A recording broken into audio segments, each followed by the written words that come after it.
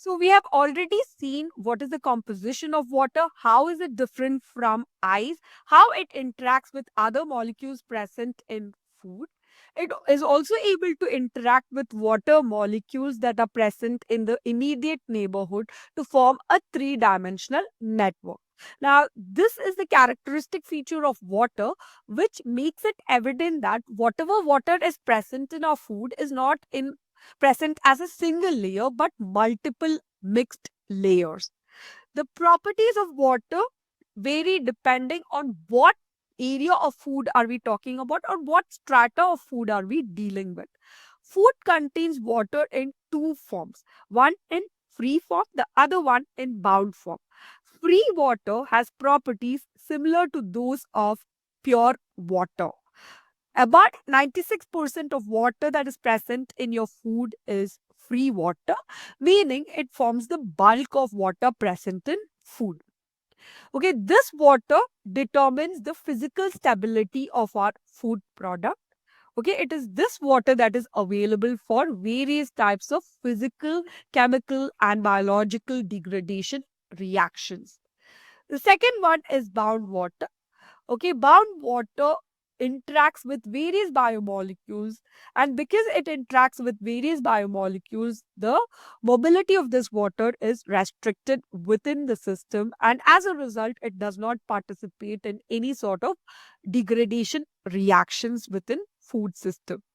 Bound water can be further subdivided into constitutional bound water, which forms part of the structure of biomolecule in which it is present.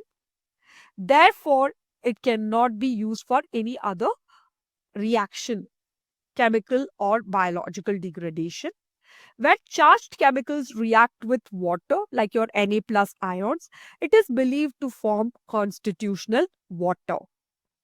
Second one is your vicinal water. So vicinal water is the first layer of water that is known to interact with components via hydrogen bonding. Now we know that water has the ability to make hydrogen bonds not just with other water molecules but with other substances like your polar groups and non-polar groups. So when water interacts with other components, the resultant water that we get is called as vicinal water. Vicinal water is also called monolayer water because it has the ability to envelop the molecules with which it interacts. And this interaction makes the network very robust. And that's why vicinal water is not available for any sort of degradation reaction. Third is your multi-layer water. Water can generate multiple layers by attracting other water molecules. And why can it attract other water molecules? Via hydrogen bonding because of its ability to form a three-dimensional network.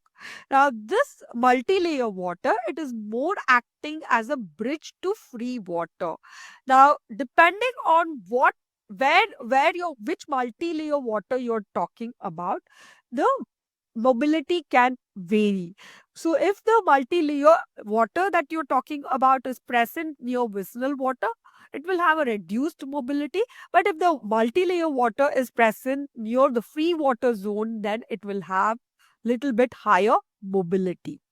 So I've tried to explain the different types of water with the help of this diagram here. If you look in the center here, you have food. Around that, which is represented by light purple circle, is your monolayer water.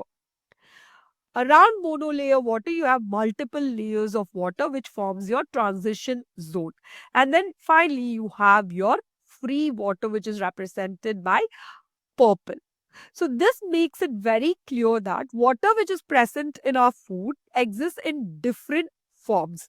And because it exists in different forms, it's very challenging to predict the stability of our food system. Food system stability is often dependent on how much of water is available as a solvent. Therefore, it's always important that we know what is the amount of free water which is present in your food rather than the bound water content of your food. Thank you for staying with me through the video. In case you have any queries, please feel free to put them in the comment section and I'll get back at the earliest.